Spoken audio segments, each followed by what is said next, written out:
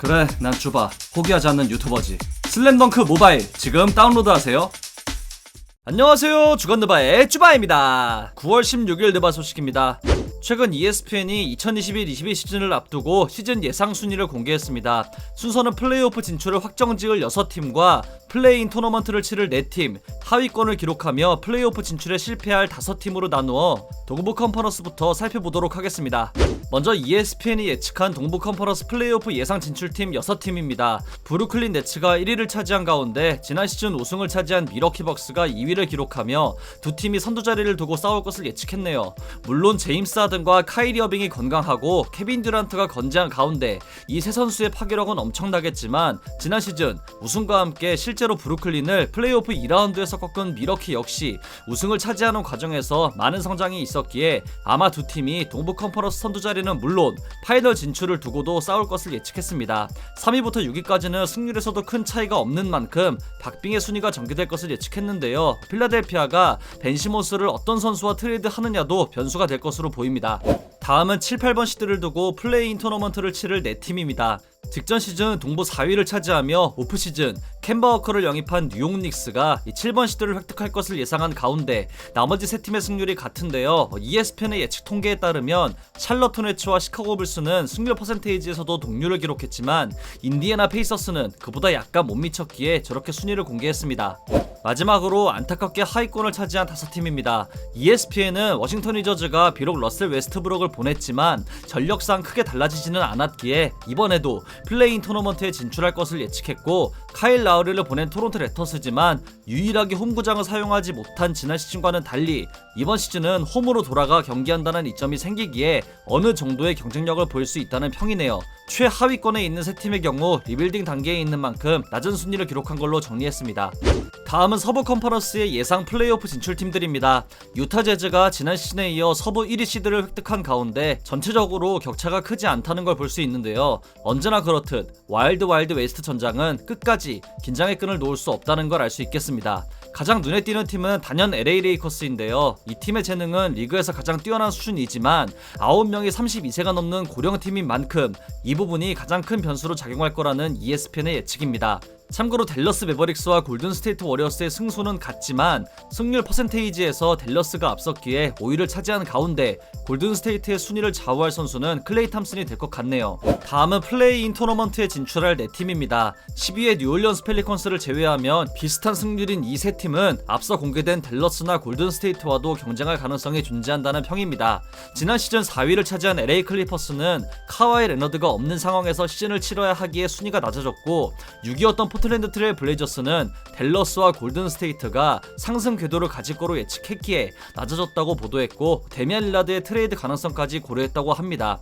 멤피스는 지난 시즌과 비슷한 성적을 낼 것으로 정리하며 플레이인 토너먼트에 진출할 4팀을 마무리했네요. 마지막으로 서부 컨퍼런스 하위권에 오를 5팀입니다. 동률을 기록한 휴스턴 로켓츠와 오클라호마 시티 썬더의 경우 리빌딩 단계에 있는 팀들이라 최하위 순위가 어느 정도 맞을 거로 예상되고 가장 눈에 띄는 건 미네소타 팀버울브스인데요. 뛰어난 젊은 선수들을 대거 보유하고 있지만 이번에도 플레이오프 진출에 실패할지 정말 궁금하네요. 세크라멘토 킹스의 디에런 팍스와 미네소타의 앤서니 에드워즈가 어느 정도 성장하느냐가 변수가 될 것으로 정리했습니다. 대형 매체인 만큼 ESPN의 순위 매기기는 항상 의견이 갈리는데요. 이번 시즌은 이렇게 예측을 했네요. 주간느바 채널도 조만간 이렇게 정리해볼 것을 예고드리며 여러분들의 생각은 어떤지도 댓글로 얘기해봅시다. 대대적인 로스터 변화를 통해 전력을 강화시킨 LA 레이커스가 2021-22 시즌 어떤 라인업을 쓸지 주목되고 있는데요. 블리처 리포트의 제이크 피셔에 따르면 르브론 제임스와 앤서니 데이비스의 에이전트인 리치 폴이 이 두 선수가 각각 주전 파워포워드와 센터로 나설 거라고 언급한 걸 전했습니다. 이는 러셀 웨스트브룩 영입으로 인해 노쇠화가 찾아온 르브론이 더는 많은 책임을 짊어질 필요가 없어졌기에 가능한 현상이라는 루머가 제법 있는데요. 이렇게 되면 르브론은 플레이오프에 온전히 에너지를 쏟을 수 있고 플레이메이킹 외의 다른 것들에 더 초점을 맞출 수 있다는 예측이 많습니다. 단 데이비스의 경우 커리어 내내 센터 포지션으로 뛰는 걸 싫어했는데요. 스몰 라인업을 가용할 시에 5번 포지션에서 데이비스 수준의 생산력을 낼 수 있는 선수는 야니스 아테토쿤보를 제외하면 없다고 보는 게 맞을 정도로 위협적인 건 사실이지만 결국 데이비스 본인이 이를 수긍하느냐 마느냐가 관건이 되겠네요. 시즌 초반에는 교통정리로 인해 어수선한 경기가 나올 수도 있겠지만 워낙 재능이 뛰어난 S급 선수들이라 큰 문제가 되지 않을 수도 있겠네요. LA 레이커스는 10월 4일 브루클린 네츠와의 경기를 시작으로 총 6번의 프리시즌 일정을 마무리한 뒤 10월 20일 골든스테이트 워리어스와 홈에서 개막전을 치르게 됩니다. 최근 앞서 언급한 LA 레이커스에서 멤피스 그리즐리스로 트레이드되었던 마크 가솔이 결국 방출되고 말았습니다. 멤피스 소속으로 커리어를 시작했던 가솔이라 이적 당시 소속팀에서 은퇴하는 게 아니냐는 의견도 있긴 했지만 결국 방출되었고 스페인으로 돌아간다고 하네요. 선수 생활을 계속 이어갈지는 아직 정해지지 않았지만 여전히 트레이너와 함께 운동에 매진하고 있다고 합니다. 형제가 모두 NBA에서 뛰어난 커리어를 남긴 만큼 NBA 무대가 아닌 스페인으로 돌아가 은퇴를 준비하는 모습이 조금 아쉽네요. 최근 블리처 리포트가 2017 드래프트 선수들의 현재 가치를 평가해 재드래프트를 한 순위를 공개했는데요.